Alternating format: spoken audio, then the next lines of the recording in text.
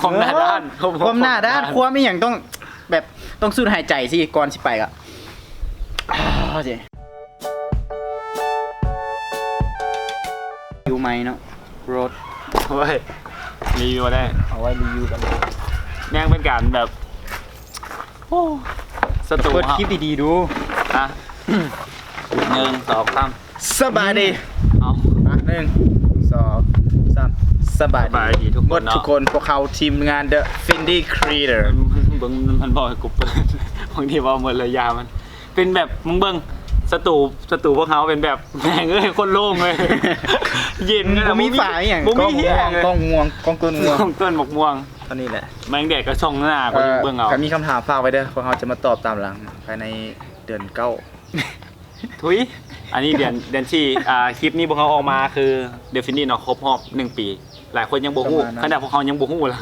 สักเที่ยวที่31เดือน3เนี่ยแหละ 31เดือน3เป็นวันครบรอบแต่มื้อนี้วันที่อย่างละวันที่10 10ปลายแล้ว วันที่10ถ้าจะคิดออกก็ครบรอบแล้ว โอ้ ถ้าคิดออกเลยมาแบบนัดล้มกันว่าแบบ มาคลิปเลยจังได๋ แต่ละคนเนี่ย เราเรื่อ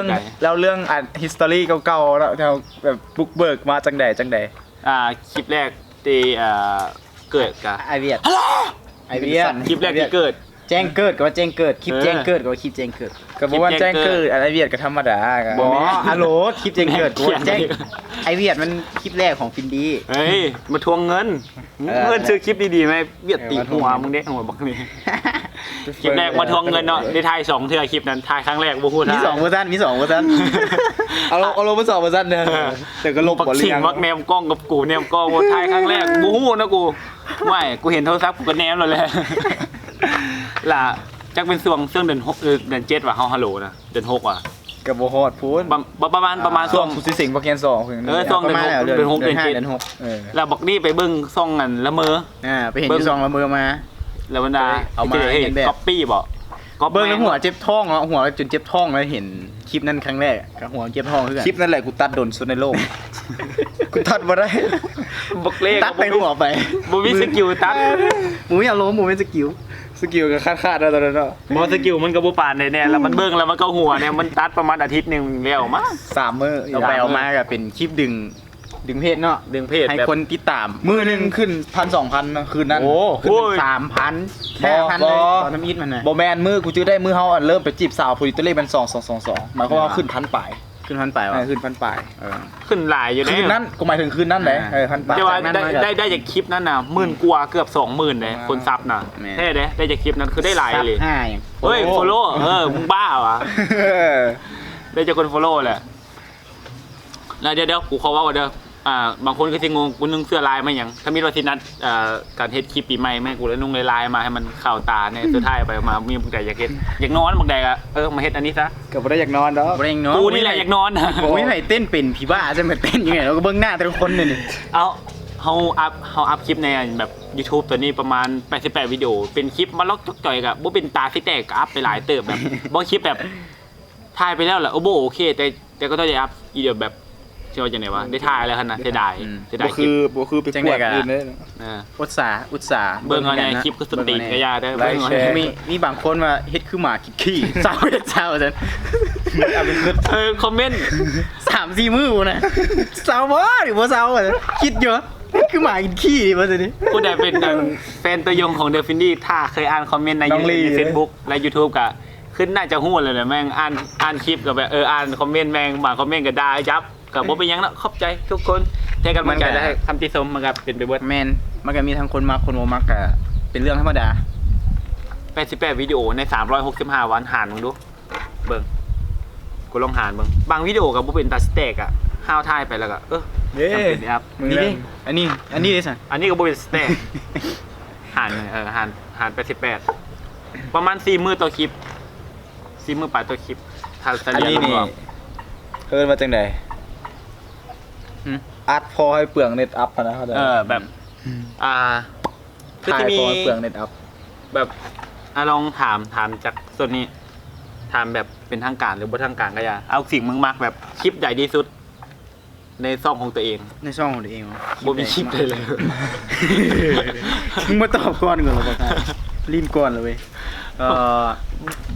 เดี๋ยวๆมึงจะตู่กูไม่พี่ย่างไปใส่กระไปเดี๋ยวสองคนก็มี อโลไปกูว่ามันประทับใจบนไหนบนมันตรงในหวบหวมเนี่ยกูว่า ความหน้าด้าน ความหน้าด้านความไม่อย่างต้องแบบต้องสูดหายใจสิก่อนสิไปก็เจ๊แล้วแปลว่าจังไหนวะ กูเล่นอันเดียว อหยัง แต่อารมณ์โยงหนังอ่ะ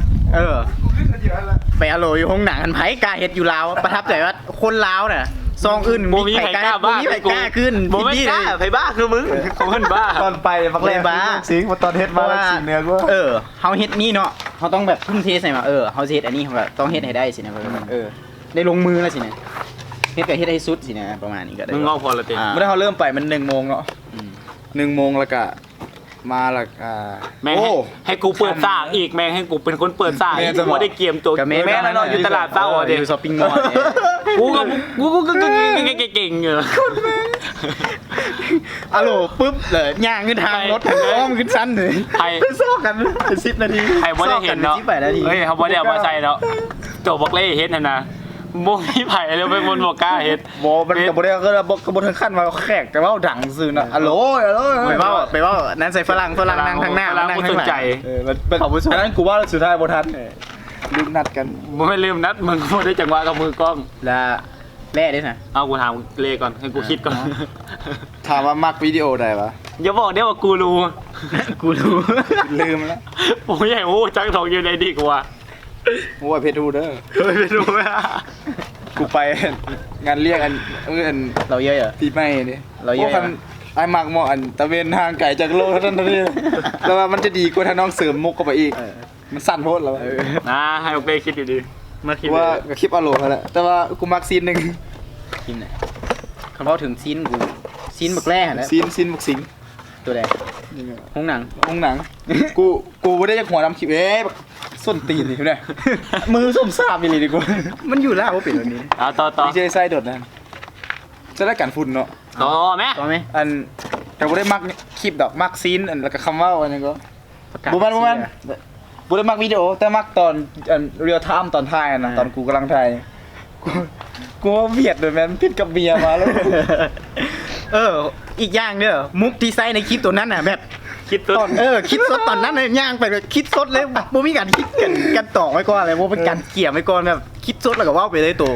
ดึงหิ้วพัดลมกันคิดสดเลยคลิปนั่นแหละคิดสดนะไม่ได้คิดเกี่ยวแหละ คิดว่ามันก็โหดเพราะว่ามันเอาแบบไม่เข้าใจเลยมันน้อย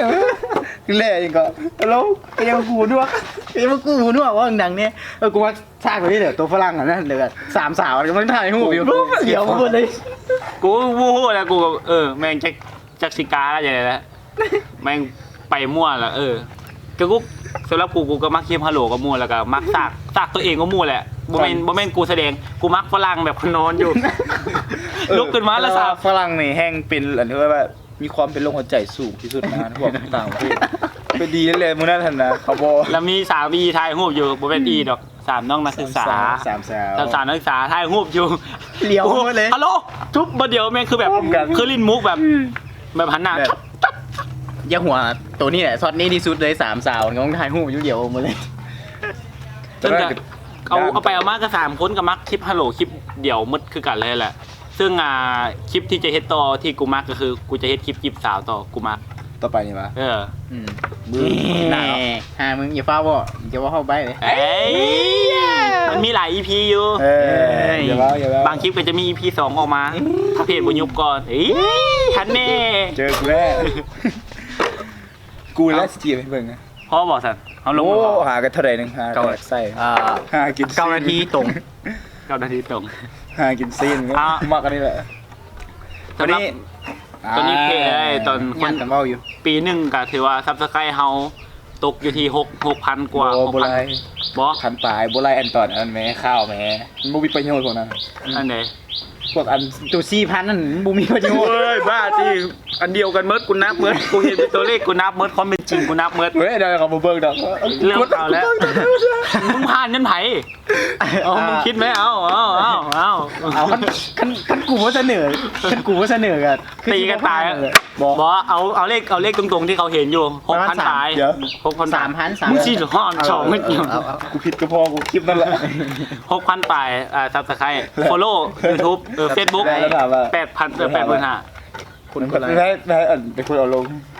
บุกมันเอา ทีมขี้กูแล้วกูเบิร์ดกูพูดแล้ว บุกก็ไม่ได้บอกว่าไหนถ้าเป็นกูก็ตายแล้วแล้วว่าไม่ให้เอาลงผมไม่ได้กูอยากหลงออกมาแต่กูโอ้ลบเดี๋ยวกูอยู่เฮียนอ่ะวันนี้เมย์กูเข้าบนยูทูบถึงเป็นเดียวก็เราตื่นอ่ะคลิปอันซับสไครต์ขึ้นหลายแล้ว แม่หุยแม่หุย แม่กูไปแจ้งพ่อกู แจ้งเขาว่าเราแจ้งความอีกมีการแจ้ง พ่อกูกูเข้าใจกัน กูหิวน้ำเลย นี่ตั้งอยู่ทันตุกไง มาเฮือมึกเลยอยากกินน้ำนะแม่งแบบนั่งโต๊ะแถลงข่าวบ่มีน้ำให้จักจอก ซื้อได้มาคลิปซุนกระมอกชื่อได้ปะ เจอ อย่าว่าหน่อย แม่ ก็มีหลายคลิปอยู่ในที่เขาถ่ายแล้วมันแบบมันบ่ได้แล้วเขาก็ต้องได้ยกเลิกเป็นสมมุติการแกล้งนี่นะเช่นว่าคลิปแบบเขาตกลงว่าเฮ็ดห้างความไอเดียกูเฮ็ดห้างกันนะกับบ่ผ่านกับบ่ได้เฮ็ดแก๊สเฮี แก๊ ย สเฮียกับ กับบ่ได้ แกเฮียนสเกียวมันไม่อยากถึงคือ แล้วเฮ็ดหยังอีกเขาที่ไปมื้อนึงเขาไปตอน โบ เร่ง ก้าเนี่ย ตัวไหน มันมีหลายเขาไปตอนแรกมึงสิงเอาน้องมันไปนำเด้ โอ้มืด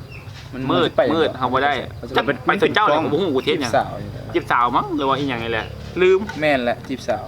ตอนนั้นโทรศัพท์อ่ะ โทรศัพท์ยังสมัยนั้นยังใช้โทรศัพท์ แล้วโทรศัพท์เนาะ ลูเมียลูเมีย เฮ้ย นูเบียคือว่าตั้งแต่ตั้งเพจมาก็มีประโยชน์หลายเลยเสียเงินกับมันก็หลาย ได้กับมันมากับบ่หลาย กับบ่ได้พูดว่าเสียอย่างไร บอสเสียไปเล็กๆน้อยๆแหละ แต่อย่างหนึ่งที่ได้ขึ้นมาคือแบบกูได้แฟนมานำเพจ รีเหรอ กูได้แฟนมานำเพจ ตัวกู เอ้าบักขิงก็ได้มานำจากอีละ เย้ เฮ้ย มี เฮ้ยที่มึงแชทลิงอยู่นี่กูว่ามาจากเพจเกือบ100%แหละเฮ้ยแน่บ่เถียงกันคน กูดิสู่วิทยาศาสตร์กูมีแต่ลูกค้าค่าอีน็อก อันยังว่าอันนึง กูเฮี้ยน ขอว่านะบ่ได้ขายครีมโฆษณาครีมเนาะ เว้ยเขาเบิ่งบ่ฮอดพี่ดอก เอามิดเลย บอกว่ามึงเปิดยาวสิเลย คันไลฟ์นี่คันไลฟ์นี่เสื้ออยู่ ไล่ไหม คนเบิ่ง ไล่กับไล่เฟซบุ๊กเอา นั่งเฮียนที่โทรมากูก็มีเรื่องมีราว ได้วิว สัตว์ถามไอ้ใครคิมเหรอ น้องอยากได้อยู่สยามบุรี อ่ะคิดว่าพอรวมกันก็พอแล้วเนาะคือจะขอลาไปทำนี้สำหรับครบรอบ1 ปี ขอขอบใจทุกคนที่กดติดตาม Subscribe แล้ว และ ก็ เป็นกำ เบิ่ ลั ง งใจ ติด ให้ ตามกันมาตลอด ใครด่าคอมเมนต์อย่างเงี้ยเขาก็อ่านทุกคนแล้วก็มาเป็นแบบเย้ยกันเล่นทำน้ำบ่สนใจก็มาเก็บเขาคิดเขาเห็น นักอย่างที่ว่าพวกอยู่ไทยนะ ผู้ใหญ่ติดตามก็อย่าตกใจเด้อว่ากูติดตามอย่างนั้นนะ ยาวเนาะเป็นแฟนพักขับใหม่ให้แน่กูต้องออกกูต้องอันซับ ขอขอบใจทุกคนเนาะแล้วสุดท้ายนี่อย่าลืมกดไลค์ ก็ และ บ่เคยนะ กดไลค์และ Subscribe และ Follow ให้นำเนาะบ๊ายบายบายเขาเนี่ย คิวฟีข่าวมีแต่ตายเลยเอ้าข่าวยังไง